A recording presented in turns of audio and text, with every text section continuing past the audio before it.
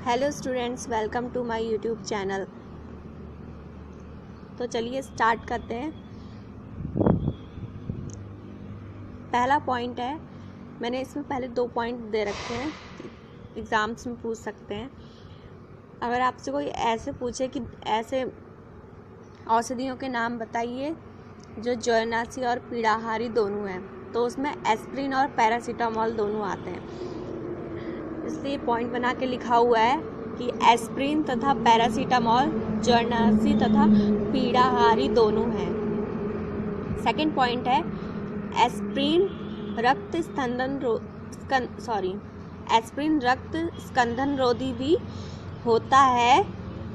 इसका प्रयोग हृदयाघात रोकने में भी किया जाता है। सेकंड पॉइंट है, एस्प्रिन रक्त स्कंदन रोधी भी होता है। इसका प्रयोग हृदयाघात रोकने में भी किया जाता है। नेक्स्ट क्वेश्चन है, जनन शक्ति रोधक ड्रग्स या फिर प्रतिनिषेचक या फिर प्रतिजनन क्षमता औषधि से आप क्या समझते हैं? ये तीनों ही नाम है इस औषधि के, इस ड्रग्स के। तो तीनों नाम में से किसी भी तीनों नाम से पूछा गया है, इसलिए मैंने तीनों नाम एक ही क्वेश्चन में एक साथ लिख दिए हैं। तो इसका आंसर है, इसकी डेफिनेशन क्या होगी? वे रासायनिक पदार्थ जिनका उपयोग महिलाओं में गर्भ रोकने के लिए किया जाता है, यानी कि जन्म नियंत्रण के लिए किया जाता है, जनन शक्ति रोधक ड्रग्स कहलाते हैं। और इसके उदाहरण क्या होंगे? नोरेथिनड्रोन और माइफेस्टोन। एक बार फिर से रिपीट कर देती हूँ आंसर को। वे रासायनिक पदार्थ जिनका उपयोग महिलाओं में गर्भ रोकने के लिए किया जाता है अर्थात जन्म नियंत्रण के लिए किया जाता है, जनन शक्ति रोधक ड्रग्स कहलाते हैं। उदाहरण नोरेथिनड्रोन और माइफेस्टोन। अब नेक्स्ट टॉपिक है, भोजनों में रासायनिक पदार्थ।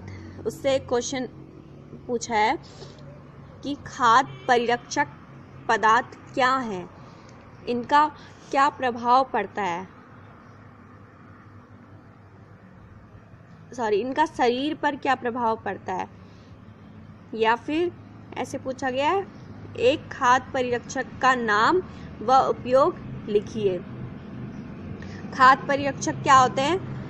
ऐसे रसायन जो खाद्य पदार्थ में अल्प मात्रा पर मिलाने पर जीवाणुओं की वृद्धि तथा होने वाले अवांछित परिवर्तनों को रोक देते हैं और सूक्ष्म परिजीवों से खाद्य पदार्थों को नष्ट होने से बचाते हैं, खाद्य परिरक्षक कहलाते हैं। इनका उपयोग सीमित मात्रा में करना चाहिए। यह शरीर में उपापचयित हो जाते हैं।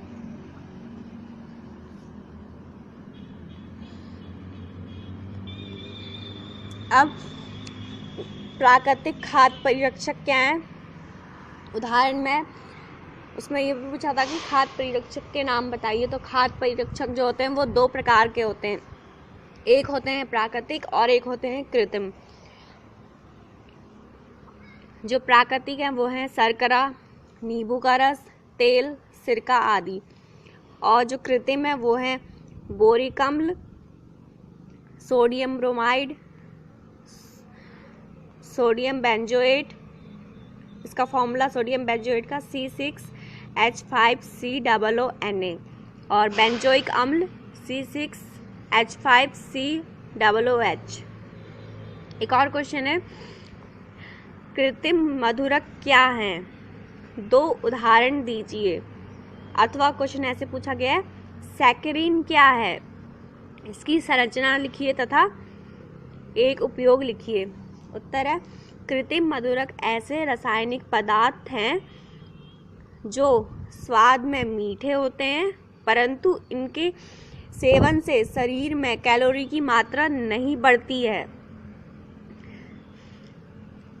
इनके सेवन से शरीर में कैलोरी की मात्रा नहीं बढ़ती है और ये शरीर में अपरिवर्तित रूप में ही मूत्र के साथ उत्सर्जित हो जाते हैं, जैसे कि सैकरिन,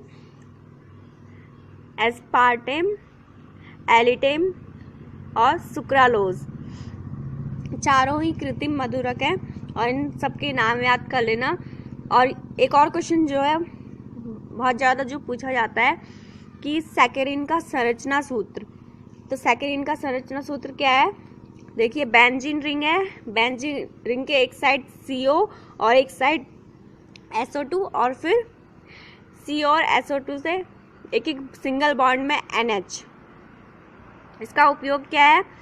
मधुमेह के रोगियों के लिए मिठाई बनाने में इसका उपयोग किया जाता है। अब एक और क्वेश्चन है कि साबुन किसे कहते हैं, इसकी शोधन क्रिया समझाइए। ये आपने 10th में भी पढ़ा हुआ होगा कि साबुन किसे कहते हैं और इसकी शोधन क्रिया समझाइए। तो साबुन क्या होते हैं? साबुन लंबी श्रृंखला वाले कार्बोक्सिलिक अम्लों या वसा अम्लों का सोडियम लवण होता है। साबुन स्टेरिक अम्ल, ओलिक अम्ल तथा पामिटिक अम्ल के सोडियम लवण होते हैं। अब आगे का नेक्स्ट वीडियो में बताऊंगी, क्योंकि ये वीडियो बहुत लंबा हो जाएगा। तो आज के लिए बस इतना ही, अब मिलेंगे नेक्स्ट वीडियो में। Please like, share and subscribe my channel.